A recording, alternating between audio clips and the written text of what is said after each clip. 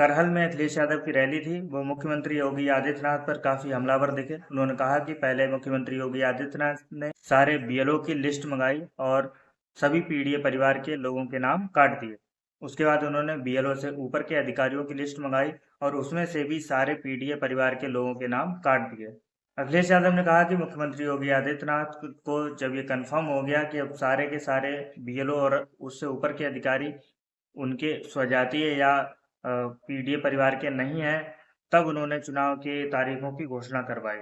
BLO की सूची मंगा लो, बीएलओ में ये देख लो कि इसमें कोई पीडीए परिवार का तो नहीं है, और अगर पीडीए परिवार का है तो उसे सूची से बाहर कर दो। फिर उससे ऊपर वाले अधिकारी देखे गए कि अधिकारी और कौन कौन है।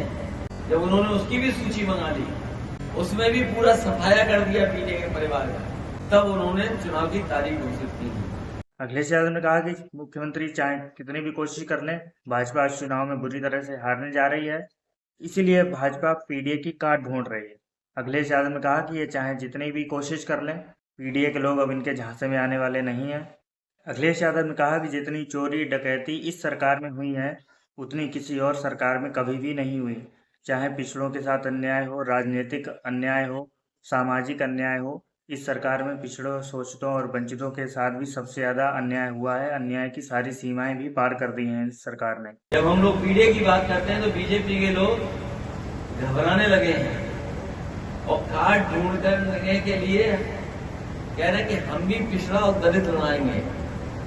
लेकिन हम अपने पीडीए परिवार के लोगों को कहना चाहते हैं, ये केवल चुनाव के लिए उन्होंने नाम बढ़ाए हैं, लेकिन सच्चाई में वो उनको कुछ नहीं देना चाहते। पिछले 10 साल दिल्ली के और अभी तक उत्तर प्रदेश के सरकार ने जितना भेदभाव किया उसकी कोई कल्पना नहीं कर सकता। राजनीतिक तौर से भी भेदभाव किया है, समाज में भी हम लोगों के साथ भेदभाव किया है, अधिकारी गण होंगे वो जानते हैं भेदभाव किया है, और इतना अन्याय भी कभी नहीं हुआ होगा जितना अन्याय सरकार में हुआ। जो लोग सरकारी कर्मचारी होंगे या सरकार के आसपास काम करते होंगे वो जानते होंगे इतना भेदभाव कभी नहीं हुआ, इतना अपमानित भी कभी नहीं होना पड़ा। और हम लोगों ने ऐसे भी समय देखा, ऐसा मौके देखे जहां पर इन्होंने हर सीमा को लांघे तोड़ दिया।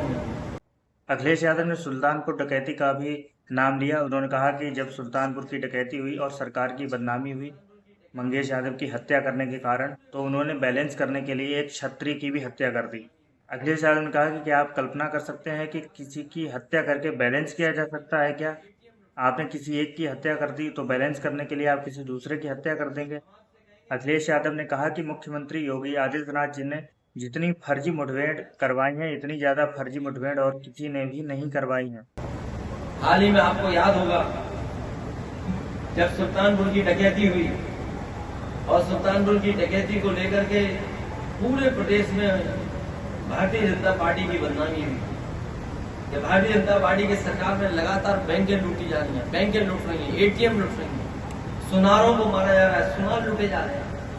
हम आपसे कहेंगे कि बड़ी जिम्मेदारी के साथ वो आंकड़े भी अगर आप निकालोगे तो अभी तक जितनी बैंक डकैतियां हुई हैं सबसे ज्यादा भारतीय जनता पार्टी की सरकार में। इसके साथ साथ हमारे सुनार या सोने का काम करने वाले कारोबारियों का सबसे ज्यादा हत्या अगर कभी हुई है तो भारतीय जनता पार्टी की सरकार में। जब वो जवाब नहीं दे पाए तो आपको याद होगा मंगेश यादव की इन्होंने हत्या करने का काम, और उस पर भी जब सवाल हम लोगों ने खड़े किए तो सोचिए सरकार ने क्या किया, बैलेंस करने के लिए छत्री को मार दिया।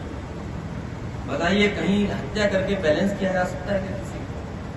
पहले तो आपने एक हत्या की और फिर उसको बैलेंस करने के लिए दूसरी हत्या कर दी।